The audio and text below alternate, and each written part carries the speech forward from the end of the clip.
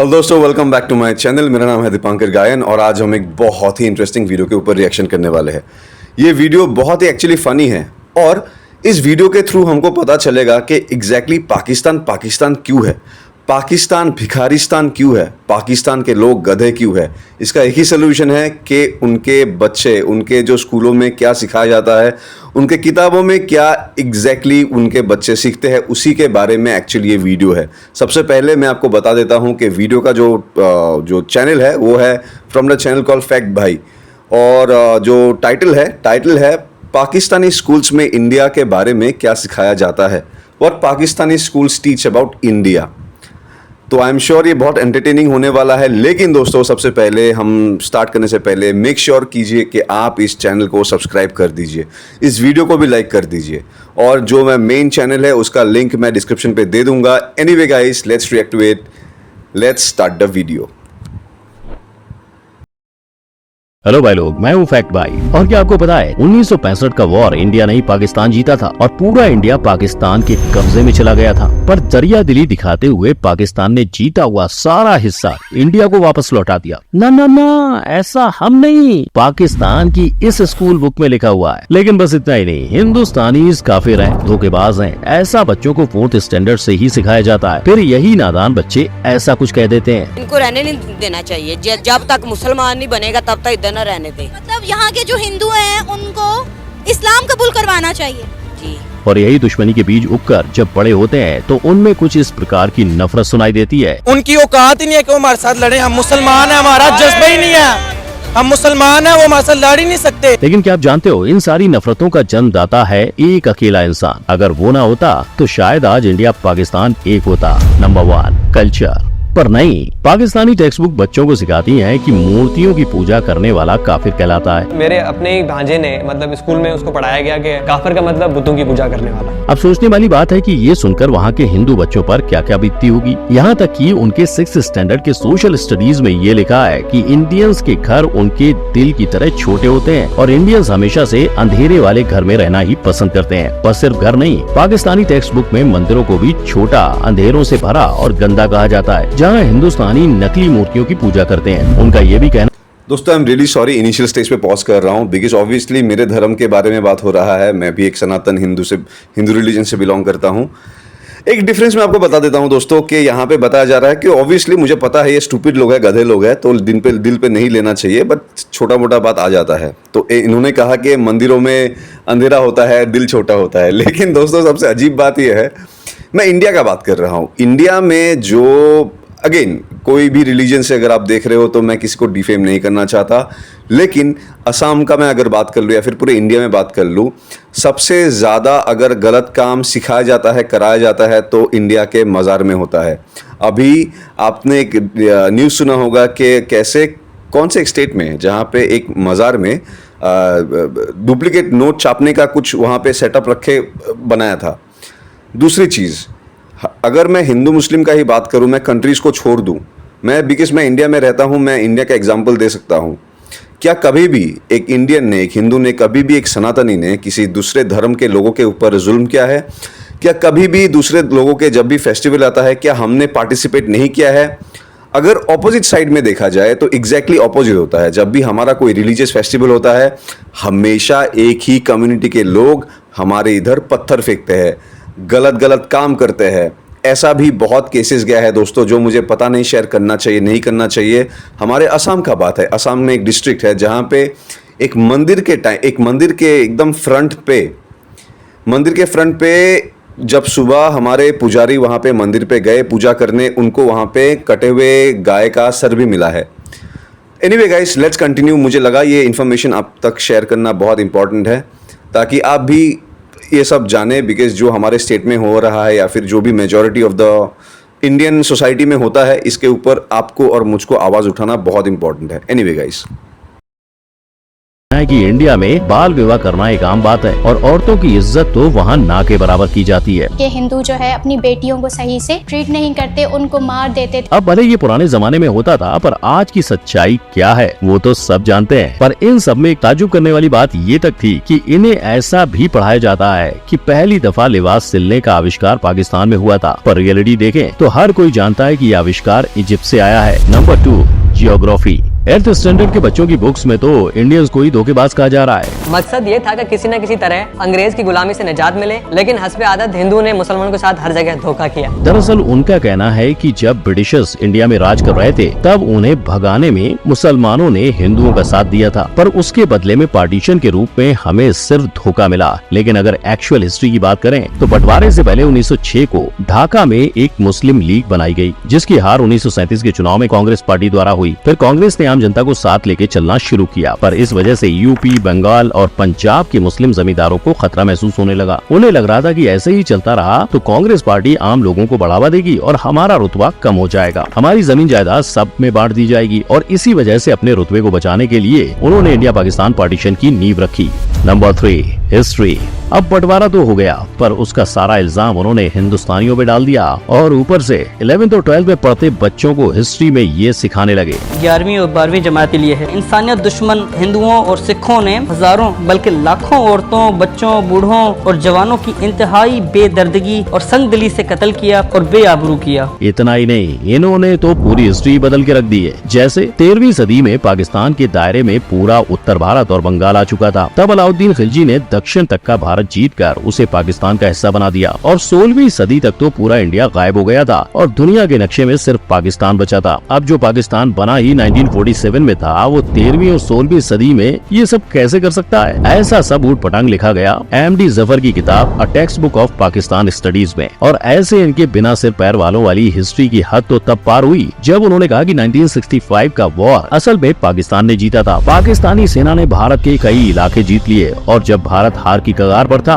तभी भारत ने UN से युद्ध को सीज करने की मदद मांगी। फिर क्या, पाकिस्तान ने भी अपना बड़ा दिल दिखाते हुए युद्ध को रोका और सारे जीते हुए इलाके इंडिया को वापस दे दिए। ये सुनकर तो बस इतना ही लगता है कि हमारी पंचतंत्र की कहानियां भी इससे ज्यादा लॉजिकल और मीनिंगफुल होती हैं। अब बारी आती है ये जानने की कि इन सब के पीछे आखिर था कौन। मोहम्मद जियाउल हक, जो पहले पाकिस्तान आर्मी के हेड और बाद में पाकिस्तान का प्रेसिडेंट बना, ये इंसान एक तरफ तो इंडिया के साथ भाईचारा बना रहा था और दूसरी तरफ दुश्मनी की जड़ें गहरी कर रहा था। पर गौर करने वाली बात तो ये है कि हम यहाँ दो भाई या दो घर की नहीं, दुनिया के दो देशों की बात कर रहे हैं। कैसे सिर्फ एक इंसान एक पूरे देश के यूथ को दूसरे देश से इतनी नफरत करने पर मजबूर कर रहा है? क्या इसका असर हमारे भविष्य पर नहीं पड़ सका? Number 4, social impact. क्योंकि सोचो, अगर एक मासूम बच्चा स्कूल में बैठा है और अचानक से पढ़ते वक्त टीचर ऐसी बात सिखा दे कि जिससे पूरा क्लास उस बच्चे को ऐसी नजरों से देखे जैसे उसने कोई गुनाह किया हो, तो और यही पाकिस्तान में इसके साथ हुआ था। ऐसी चीजें हम पढ़ते थे तो इस तरह से होता था कि सब क्लास के जो लोग होते थे मेरी तरफ एकदम से देखते थे। दुश्मनी के लेसन तो मानो आम बात है उनके सिलेबस की, पर इनकी इसी शिक्षा का आज नतीजा प्यू रिसर्च सेंटर की स्टडी में सामने आया है, जिसमें बताया गया कि पाकिस्तान पूरी दुनिया में तीसरे नंबर पर आने वाली इंटॉलरेंट कंट्री है। अब ऐसे गलत इन्फॉर्मेशन देकर लोगों को गुमराह करोगे तो लोग तो इन्फ्लुएंस होंगे ही। और ये बात खुद पाकिस्तानी राइटर और हिस्टोरियन के अजीज भी अपनी बुक मर्डर ऑफ हिस्ट्री में कही है, जो यूके की यूनिवर्सिटी से पढ़े हैं। और एक मैं फैक्ट आप लोगों को बता देना चाहता हूँ। एक कुछ तो मैं ऑर्गेनाइजेशन का नाम मुझे याद नहीं है, माफ़ कीजिएगा, लेकिन एक बहुत ही सॉलिड जो हम as a general person trust कर सकते हैं। उनके हिसाब से majority of the Pakistanis are mental patients है। मैं खुद से नहीं कह रहा, आप हल्का सा थोड़ा भी रिसर्च कर लीजिए, अपने से सेंटेंस फ्रेम कर लीजिए, आपको पता चलेगा कि ये जेन्युइन है। पाकिस्तान में ये जेन्युइनली ऑथेंटिक है कि एक मेजॉरिटी ऑफ द परसेंटेज जो लोग हैं वो मेंटली इल है। ये पता नहीं, अल्लाह ने शायद आशीर्वाद दिया उनको।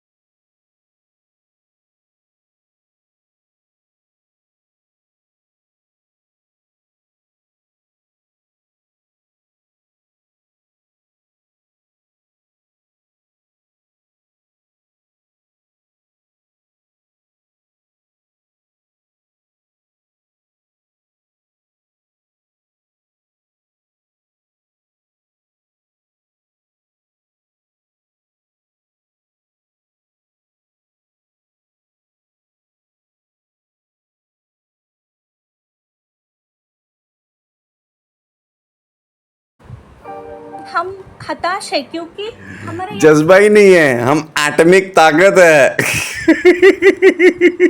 इंडिया को तबाह कर देंगे। भिखारी।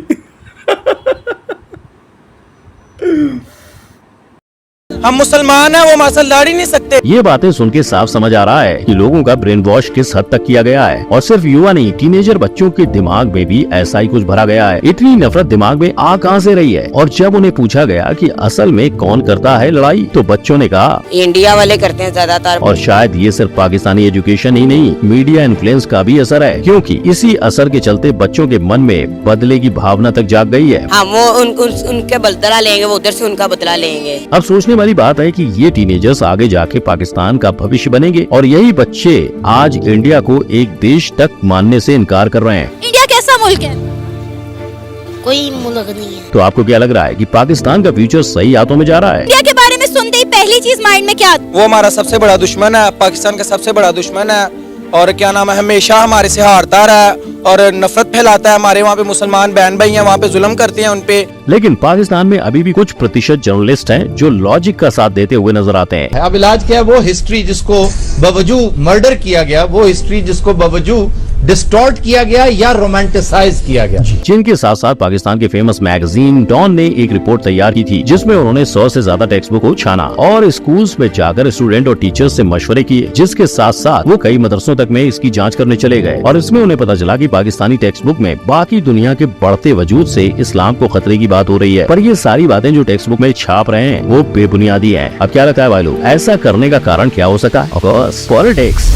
Number 6 conclusion. और इसी पॉलिटिकल एजेंडा को पूरा करने के लिए भले ही पाकिस्तानी पॉलिटिशियंस ने एजुकेशन सिस्टम में इंडिया के लिए नफरत के बीज बोए थे, लेकिन आज उन्हीं बीजों से बना हुआ पेड़ का नतीजा पाकिस्तानी युवाओं को ही भुगतना पड़ेगा। ऐसी सोच उनकी तरक्की के बीच तो आ ही रही है, लेकिन अगर इन बच्चों को बाहर किसी देश में कुछ कर दिखाने की अपॉर्चुनिटी मिली तो वो उधर इसी गलत नॉलेज के साथ जाएंगे। तो आज फैक्ट भाई ने आपको बताया कि सरहद के उस पार बच्चों को हिस्ट्री बुक में कैसे बेझिझक झूठ परोसा जा रहा है, और उसकी वजह से बच्चों और युवाओं पर हुआ असर देख लगता नहीं कि आने वाले दिनों में भी इंडिया पाकिस्तान के बीच की दुश्मनी कभी खत्म होगी। पर फैक्ट भाई यही आशा करता है कि हर एक इंसान दूसरे इंसान को इंसानियत की नजर से देखे, क्योंकि हिंदू मुस्लिम सिख ईसाई हम सब हैं भाई भाई। और इसी के साथ अगर आपको देखना है कि पाकिस्तानी लोग इंडियंस के बारे में क्या सोचते हैं, तो आई बटन पर क्लिक करो। वीडियो पसंद आया हो तो लाइक शेयर और कमेंट करें, और चैनल को सब्सक्राइब करना ना भूलें। जय हिंद। जय हिंद मेरे भाई। वीडियो बहुत इंटरेस्टिंग था, बहुत कुछ ऑलरेडी हम सबको पता था।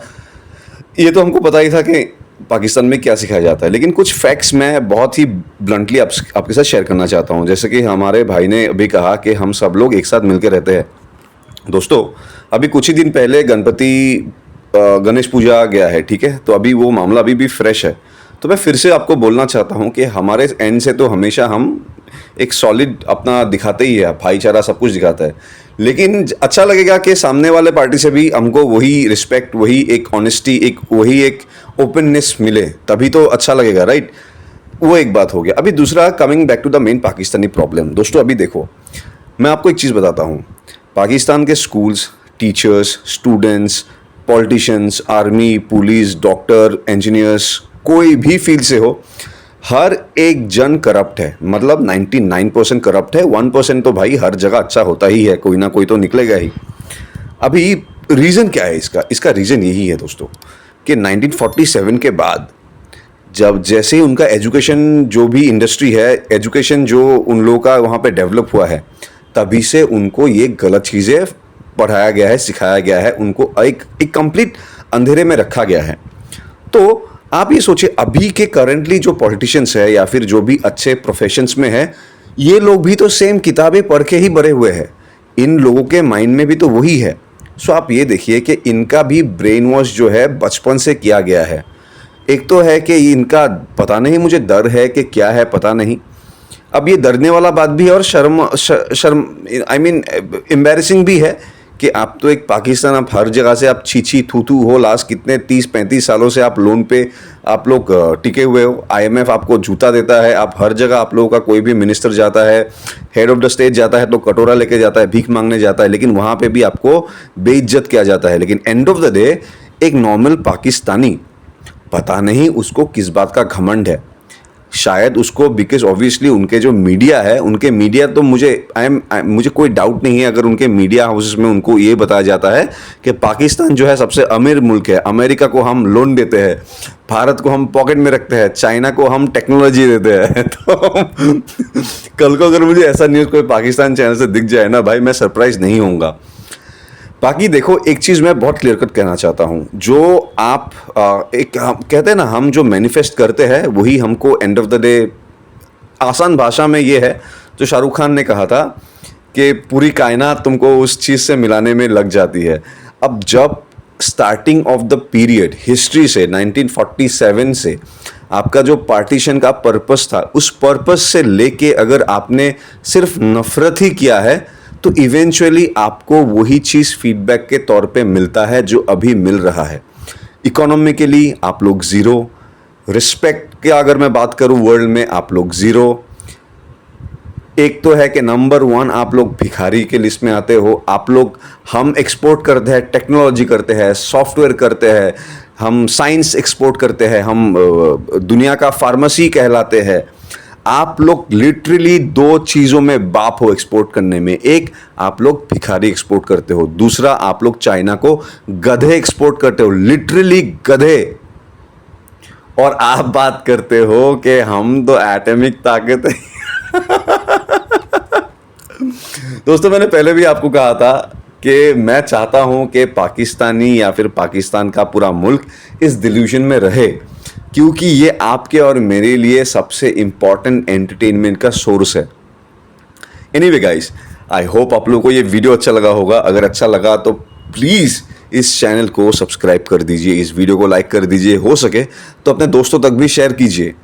बाकी हम वेरी सुन मिलेंगे, लेकिन आपको इस वीडियो के ऊपर जो भी कहना है, आपका जो भी राय है, आप मेरे कमेंट सेक्शन में बता सकते हो। मैं अपना इंस्टाग्राम हैंडल डिस्क्रिप्शन पे डाल दूंगा, आप वहाँ से मुझे फॉलो कर सकते हो, रेकमेंडेशन, सजेशंस आप दे सकते हो। एनीवे गाइस, हम वेरी सुन मिलते हैं एक नई वीडियो के साथ, नए रिएक्शन के साथ, नए टॉपिक के साथ। तब तक आप लोग मस्ती से रहिए। जय हिंद, जय भारत।